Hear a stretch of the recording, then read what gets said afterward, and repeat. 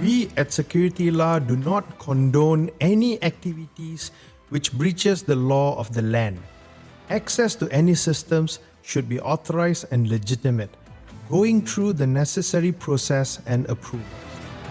Activities including vulnerability assessment, penetration testing, or any red team activities should be sanctioned officially or by way of documentation and approved by senior authority and the necessary system owners. SecurityLah promotes responsible vulnerability disclosure and reporting of bugs and issues.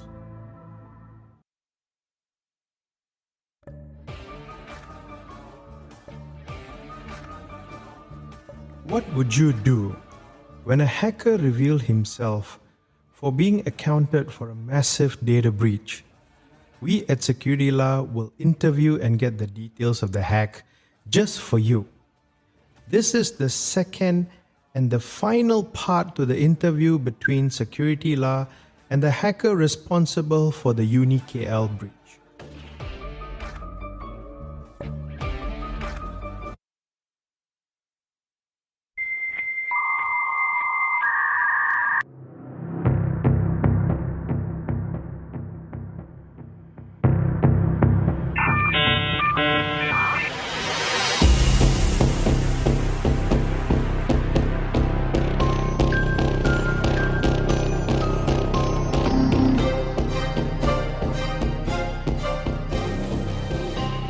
Welcome to the SecurityLah podcast.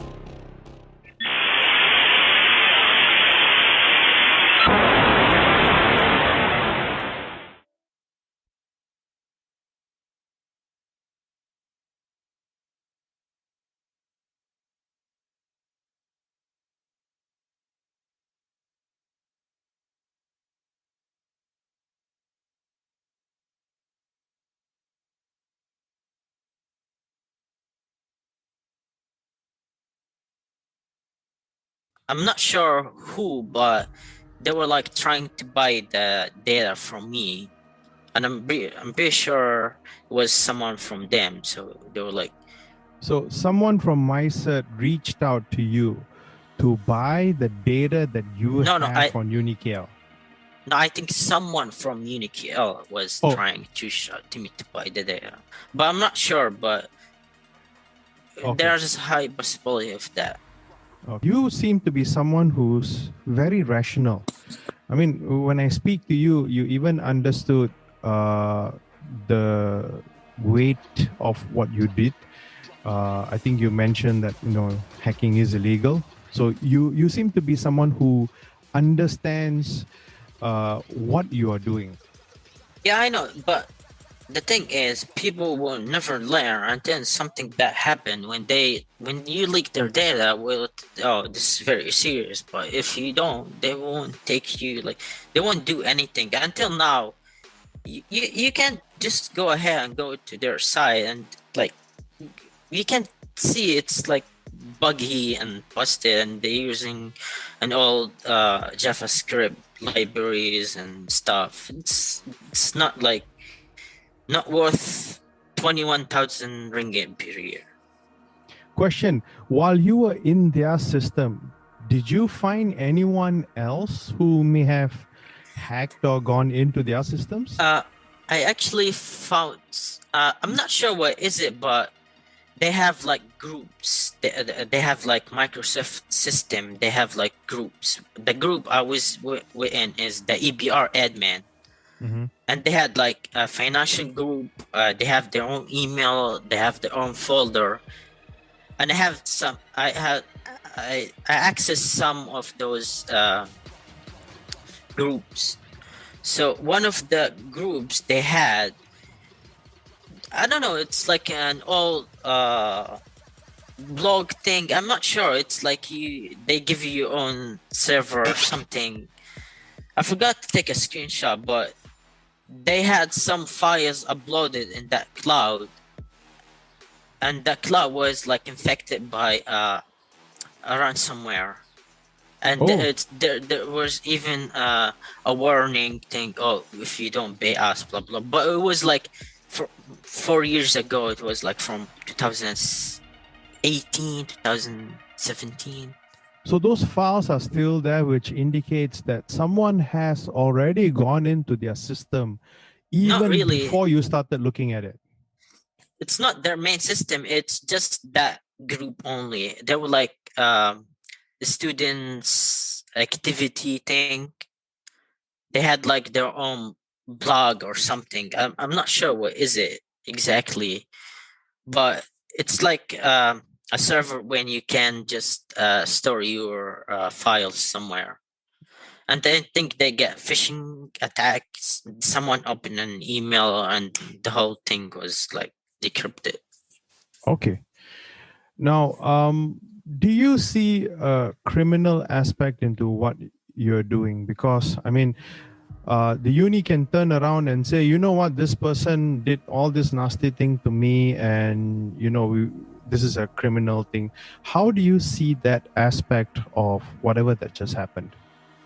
Yeah, I don't blame them. They have all the right to do that, and I'm fully ready. If they wanna go against me, I can go after them as well. So it's. I have heard that they're like trying to gather some people to sue me, and I'm doing actually the same thing. Some students are thinking about suing them about how their security is like busted, buggy, and I mean, I'm trying to look at the legal aspect of things. If you've reached out to them and you're trying to work with them and they don't, I guess that would make a decent defense, if at all it were to come to a court. Because you can say, look, I tried to help them. This is the proof. I communicated to them. They shut me off. And in fact, they threatened me. So instead of working with me to solve their issues, they decided to go southwards. yeah, actually, I'm one just of them thinking out tried loud. to yeah, some of them when I started the conversation, because I didn't script the whole conversation. When I reached out to the second management, the one who's running the WordPress site, and I said, "Hello, is this Mr. I forgot his name?" And he said, "Yes, is this?" And then he sent me my email, which I was emailing them from. Then he sent me a screenshot of a log file or something, and he said, "Is this your IP address?" I said, "Yeah, this is mine." Is it? Why are you trying to bet here? That I don't know. He's like trying to make me. He thought I'm gonna get scared or run off, and then problem solved. But I sent them a screenshot instead of their system, and he's like, "Oh shit, that's not good." Because we're So you like take trying it back to them. yeah, it's backfired. So and then he started like, "Oh, we can work together," and then he blocked me. I mean, I would imagine someone young as your age, do you worry about, legal ramifications? Do you worry that, the police might come knocking in your door someday? Do you have that thought in your head? Not really. First of all, as long as I'm not in Malaysia, I'll be okay. And I'm not planning to visit Malaysia anytime soon. Okay. Do you have a backup plan in case something goes south and you hear something in the wire that they're coming after you? Is that something that you have? Yeah, of course. Okay. Because I do think if you go into someone's system, you find interesting stuff, and then again, if they will, I'm gonna leave them alone. I'm not gonna do anything. But if I heard they were like gonna do anything to me, I'm pretty sure I'll make them the last thing they do. Okay. Do you have, I mean, sometimes when you do some things, you might feel a little bit bad. Maybe I shouldn't have done this. Have you ever had that doubt in your head? Not really, because after the way they were like, again, I was like begging for them to answer my phone calls. So I didn't actually, the only people that I feel sorry for are the students. Yeah. It must be nerve-wracking when you get into this kind of things, because you know what, one of the things that I was thinking about so hard is, if I'm a hacker, the last thing I would want to do is make known that I am the one putting a whole big bullseye in my forehead and say, look, blinking lights, it's me. I'm the one. That would be the last thing that I would do in a Yeah, rational mind. a lot of people told me, "Oh, if you get into their system, why didn't you register yourself? Why don't you pay like yeah, I'm not actually gonna pay, but since you're in their system, you can mark yourself as you paid your fees, and I can do that. But Yeah, again, you even had snapshots of their bank account. I mean, come yeah, on, any rational hacker would already start transferring money out, to be honest. but again, it's just a matter of time until they found me. So yeah, the first year nothing's bad's gonna happen. The second year, but at some point, you're gonna do something, you're gonna slip off, and they're gonna find out the whole thing. They're gonna have a big piece of paper. Oh, you didn't do this. You didn't. Oh, you pay or someone. Again, they're gonna find out at the end. It's not gonna last forever. So I was like, why I cannot approach them? I help them, and they help me, and everyone be happy. But it didn't seem to be that way. And I talked to a lot of students, and if you talk to them, they will say they hate the management, the people that work there. They call them old people. They don't do anything to help. I reach out to ex-students. They suggest to install some stuff, increase their security, but they didn't even bother to do anything about it. There were actually some people who were happy about it because they saw this coming. I mean, at a young age, you are able to achieve quite a fair bit, which, if you ask me, even some seasoned pen testers aren't able to do that. Where do you see yourself in penetration testing, vulnerability assessment, what you're doing? Is it something that you feel that you're going to make it into a career? Because if you ask me, there's a lot of demand for really good pen testers, and it's actually a very good market. What are your thoughts on that? Yeah, I'm actually doing an exam maybe next month, or I'm prepared. The OSAP exam. Okay, that's good. This is the one that's OSCP, right? Yeah. Offensive Security Certified. Yeah, that's really good. I would recommend to anyone who's actually doing penetration testing. The only thing is, they would say that there's a motto for that exam, which is try harder, because I've seen a lot of people in their first try or even their second try have not been able to meet the mark. So it's been challenging to get that. I know. I actually know two people that actually passed the exam. I know them in real life. Wow. The first time. That's great. So I finished all the questions that I have for you. Do you have any questions for me? Well, I'm not sure how cyber stuff works in Malaysia, but from your point of view, what do you think is gonna happen to them? Because do you think people have the right to sue them? Is it something they really care about? Because how I see it, it's not. They haven't said anything about the thing. They're still ignoring. They blame the victim card because they're gonna say, "Oh, someone was hacking into our system and we didn't know what to do." Okay. So, from your point of view, what do you think is gonna happen? Okay. This interview gives your point of view as to what has happened. If an organization is mature enough to know, hey, we've been breached, they would at least put out a PR statement out on the press to say, we have experienced some technical glitches. We assure everyone that our data is not compromised, blah, blah, blah. You know, the usual kind of statements they would put out to say, we are investigating the manner and we'll get back to you on this. That would give them we call it a holding statement in the corporate world. So the holding statement is just to say, yeah, we know something is going wrong. We just told everyone that something is going wrong and we're working on it. I've not seen that coming from them.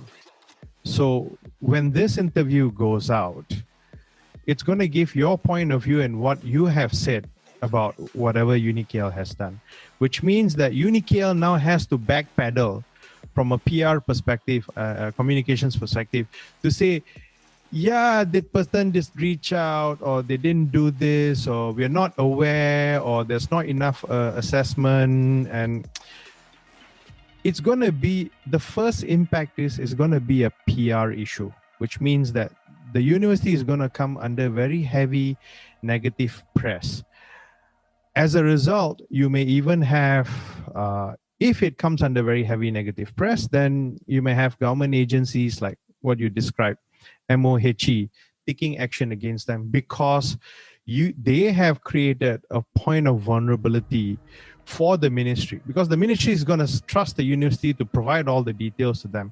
But because they didn't secure their stuff, now you as an attacker have gotten access into other secured systems.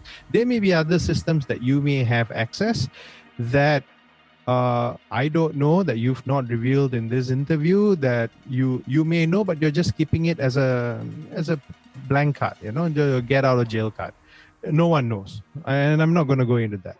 But these are the situations that can arise. And I thank you for actually taking this opportunity to come and share your part of the story, because very often than not, we don't hear this. And for me, the lessons learned, or why I wanted to do this segment of the interview, is to see from the attacker's point of view. What is it that you did? What did you do right? How did you position it? And of course, it also validates some of the points that I've put in my article, which says that you're not part of a nation state, you're not part of a group. But then again, I'm taking whatever you say 110% accurate.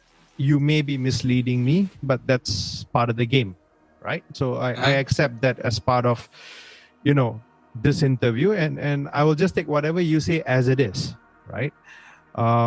But that's the thing. First thing is, they're going to have a huge PR issue to manage coming in.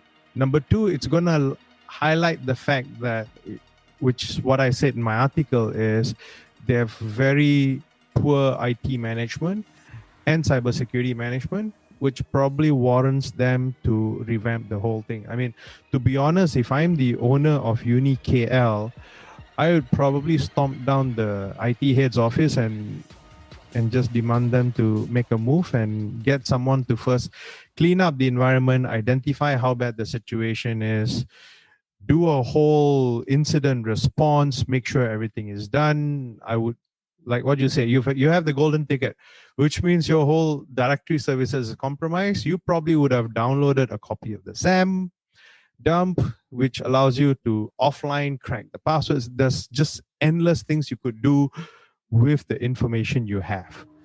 So it's like rebuilding the whole system from scratch and instituting process to take cyber seriously. It's not going to be easy for them. And in fact, I've been in roles where I've led cybersecurity for banks, and we are very anal about how we do cybersecurity. I can tell you, it will be easily a 12 months project for them to actually understand the full impact of what has happened. If they do take it seriously, get someone on board or get a vendor or a consultant on board to actually start looking at it end to end and rebuild that. But the sad fact remains that the data is lost. I mean, assuming that you have a copy of the data is lost. There's nothing they could do about it. So the only other thing is whether the local authorities, like we have, I mentioned in my article about Personal Data Protection Commission, is going to do something about it. Because we do have laws in Malaysia that governs computer crime, communications, multimedia, as well as personal data protection. So the question really is, in the coming weeks, would action be taken for their approach on how they're managing information? That's in my view what's going to happen. Yeah, and I think they did another mistake. They didn't actually call anyone regarding this. They tried to solve it by your own. Like they even tried to communicate with me. That's like the first mistake they did. I would have stopped if they like said, "Well, we're gonna call someone who can fix this for us. We're gonna call the authorities or something." But they said, "Oh, we will handle it by our own." So it's like, okay, let's see what he can actually do. Okay. So I'm not sure how that works, but I think it's like when you try to hide the crime, it's like illegal as But well. I guess it's also a bit cultural because I've seen around Asia, I don't know if you've noticed this in your trip to Malaysia. It's very cultural from where I've been or what I've seen is that people don't like to talk about failures.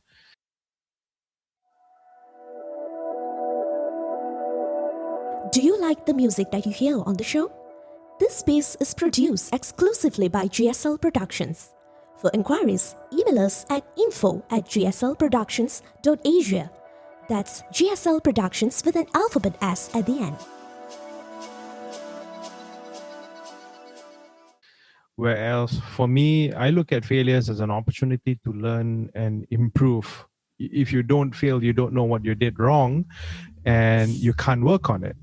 But if you have done something wrong, and I also guess maybe it's fear of somebody might be losing your job, what you said earlier, right?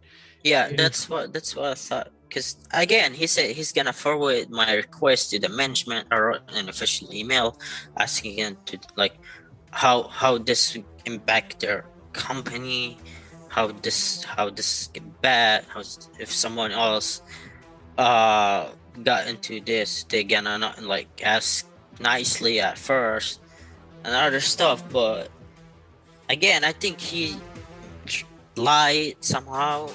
He said, "Oh, the management hasn't responded to me yet. I was about to email you," and he was like, "Okay, I emailed you first." But he said, "Quote unquote, I was gonna email you." Sure, he was. If I keep quiet, they will keep quiet. Yeah, I guess it's also probably, I mean, if let's look at it from their perspective. If that person has emailed his management and the management has not taken action, it also indicates that they don't have proper priority into things, right? Because sometimes you may say, yeah, I've already emailed my boss, but nothing's moving. So probably it's not in the priority list of what they feel is important. I don't know. If There's that's something not, that they have to. if your system, your whole data isn't important, then what's important? And I don't know. Yeah, that's the thing. It's their view of what they see risk. So if they don't see it as a high risk, they'll say, yeah, it's okay. So what? We don't care. Then the issue is not so much of risk management, but it's their attitude towards how they manage the risk and what they see as important. And that would indicate that the management have more serious problems than just the hack. The hack is just a starting point, but if you go deeper into it, it kind of tells you that, maybe the whole management needs to relook at what they feel is important and take a lesson learned from this incident so that they can improve their security posture. But I guess it really depends on how the management sees it. If this thing, like what you said earlier, if it blows up and it goes to a point where they now have to answer all their stakeholders, regulatory, their students, maybe they might just look at it and say, we got to do something about it. We have to have a proper setup. I was curious, just one last question. Did you notice if they actually had a team for cybersecurity in the uni? No, they don't have. They give courses, but they don't have. They have like programs regarding those stuff. But I had access to like every users in their system. The finance system. I didn't log in as them, but I can't see who's in what group. The finance system, I have their emails here, their phone numbers, where they live, blah blah blah, and like I haven't seen something called cybersecurity. They have something called IT communication something, but Yeah, I noticed because in one of your postings that I put out, you mentioned someone. I saw the title was IT and communications, not specifically cyber. So I wanted to ask this just to confirm if they actually have Hmm. a team that looks into it. Because I mean, a university with that many campuses, it's not going to be easy to just have an IT person managing the whole setup. I mean, you're talking about, I don't know, umpteen number of servers. You said 55 subdomains. That can Yeah, be 55 even virtual maybe, servers. yeah, maybe even more. I haven't run like Yeah. full So I'm scan. just trying to theorize how many servers they have. And, if you have 55 subdomains, you're not talking about either 55 virtual servers or 55 physical servers, a data center, network switches. I mean, that's going to be a lot of things to manage. And, you definitely need specialized people looking at different aspects of things. I don't foresee someone in IT being able to manage security specifically, not downplaying their skills, but that's the reality of the situation. If you don't have someone who's mandated to do these kind of things, then they'll be busy running all other things, maybe deploying a server for a head of department that just came in, setting up the infrastructure. I really don't see them having that focus. And, thanks for this kind of information, because these are the things that what I see as nuggets and important lessons learned, because you can no longer have an organization that big without a cybersecurity team, right? Yeah, but again, it costs money. That's why. Yeah, but it's part of business. If you want to be in the business, you want to manage information, you need to have some form of control or infrastructure. You can't say, yeah, it's all about money and we can't afford it. Then you can't run a business effectively. I mean, And imagine the if funny thing, that they share files between each other. Like it's like the fine. I had like the EBR. What's have to do with the fine? Because when I logged in with the Microsoft team, I mean the Microsoft account, because they had this team B inside the the EBR system. So I grabbed that uh, with the password and I logged in. And when I logged in, there's like they have like one drive thing in Microsoft. Files were like shared, so a user like me can access to other users' files. So they didn't even bother. Oh, no one else can reach out to this like files. Like finance group only can access to this thing only. wow, so that indicates poor access control. Wow. Yeah. I guess you pretty much now can be the single admin for UniKL, because you pretty much know their systems in and out right now. Yeah, actually, wow, what type of issues they have, and they think, oh, because they so this like as an opportunity, because they follow my report, like literally every and each thing I wrote, they start doing that, and they didn't even wonder, is he hiding someone? Is he hiding something from us? What if this is not true? But even if I wrote like something misleading, I'm pretty sure they're gonna follow that. They're gonna do it. Wow.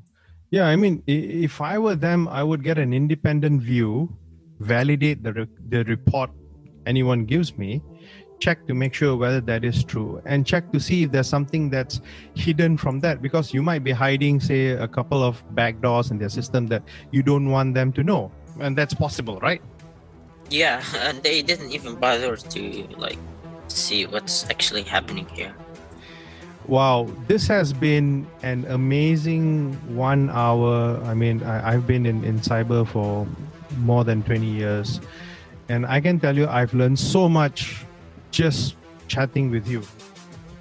And it's just so many things, so many questions. But I guess let's see what we can do. I sincerely hope that we could do something and help UniKL to improve their security posture.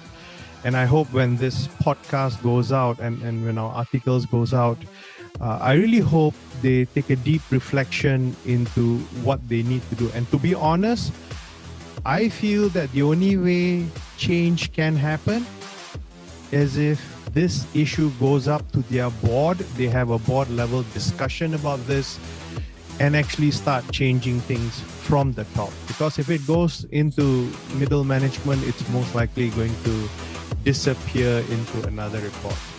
But I'm guessing that's one of the reasons why I actually write these kind of articles. The important thing is, what can you learn from this incident? How could you improve? What are the things that you shouldn't be doing? So, for example, one of the lessons I learned talking to you is that I must have a channel for people like you to be able to send information to us so that we could evaluate and work on it. You know, maybe A have lot an of big abuse email corporations address. do that. Yeah, they actually big companies like Twitter, PayPal, Facebook. They have like bounty hunter programs. Why do you think they have those kind of stuff? So nothing bad's gonna happen. Like last week, someone discover take down vulnerability in PayPal, and like, you're gonna think, oh, this actually happening in PayPal. They're like, it's not gonna like, but it actually there, and they give the person like around 200k ringgit to 200k thousand ringgit. That's a lot of money. Actually, you know what? With your skills, you should be doing bug bounties. I think you really can make money. I've seen a lot of my peers doing bug bounties and they're killing it, and it's in USD.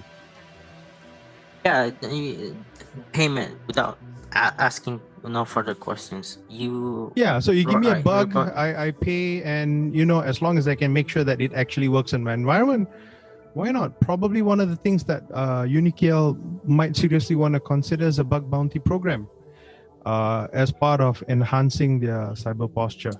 So, few last questions. Is there anything else that you want to ask me that I could probably answer from my experience? From my point of view, do you think if someone else did this to your, like, let's say we work environment, what do you think it's the best thing you should do? So if someone has done this and they've reached out to us, what we would want to do is work with them, because end of the day, the source is still the best way of, you know, fixing an issue. So if they give us piece of information, we'll say thank you. If we can give them a reward, why not? But it really depends on the organization. I can't guarantee anything about the reward unless we have a bug bounty program. Then yes, we can say, yeah, based on the criticality, we can pay out based on that.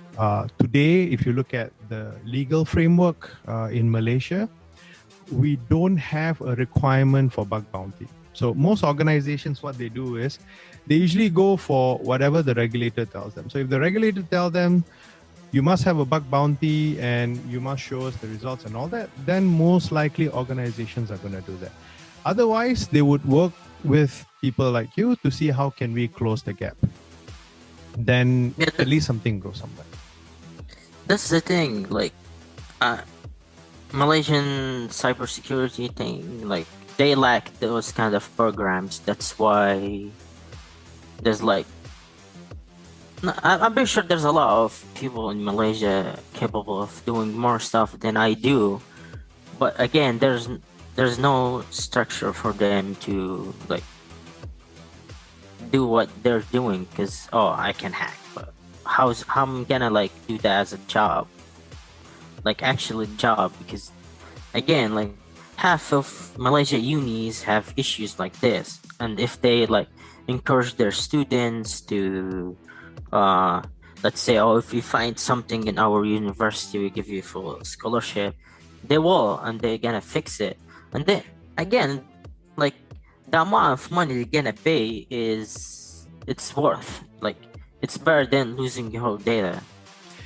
But then again, if you're a student and you can change your marks, wouldn't you just leave it there and graduate with distinction? Yeah, a lot of people start asking me, can you like change my marks and stuff?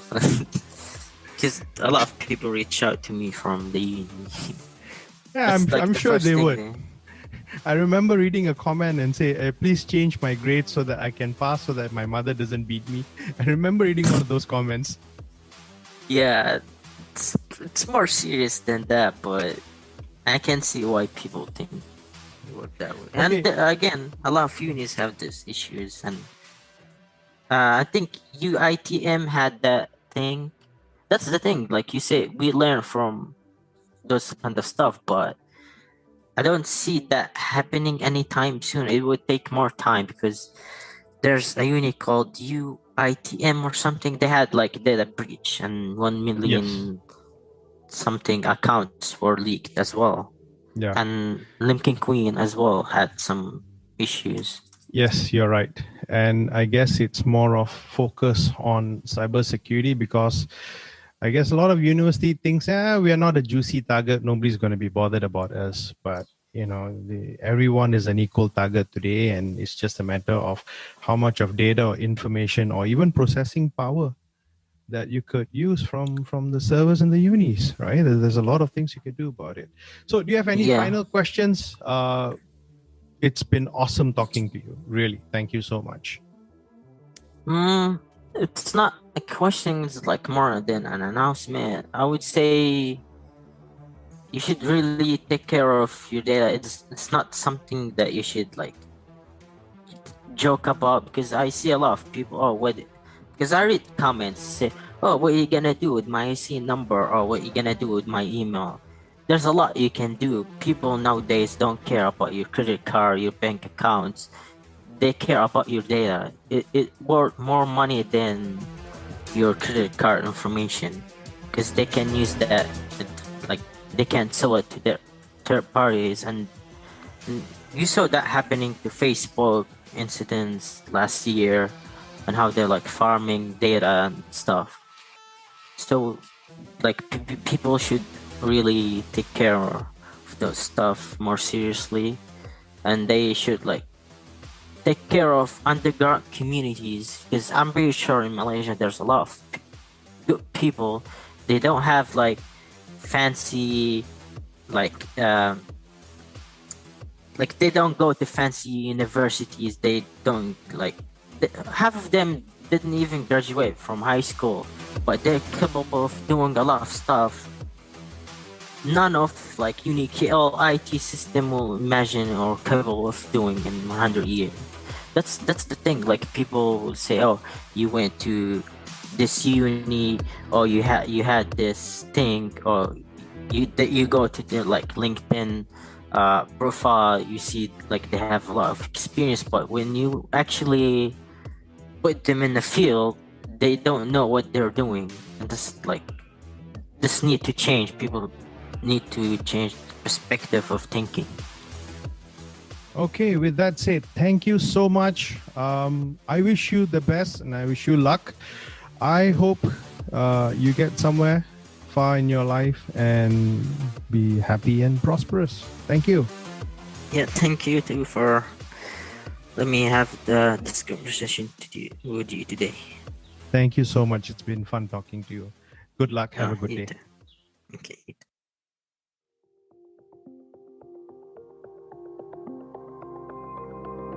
Thanks for joining us this week on SecurityLah. Make sure to visit our website at securitylah.asia, where you can subscribe to the show in iTunes, Spotify, or via RSS so you'll never miss a show.